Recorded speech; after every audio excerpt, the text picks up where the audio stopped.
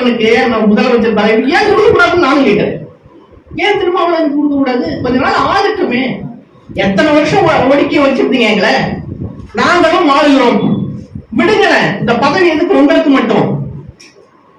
ஆளை அனுமதிக்கணுமா இல்லையா? பணம் கொடுத்தா என்ன வேணாலும் செய்யலாங்கிற நிலைமைக்கு இங்க மக்கள் இருக்காங்க.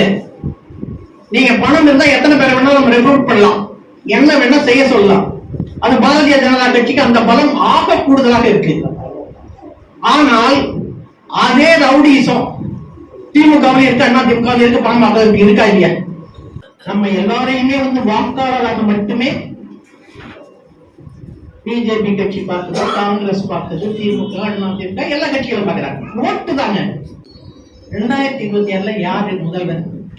ஸ்டாலினா, விஜயா, எடப்பாடியா? என்னன்னு சொல்லிடு. இதுதான் இப்ப அரசியல் ஓடிட்டு இருக்கு.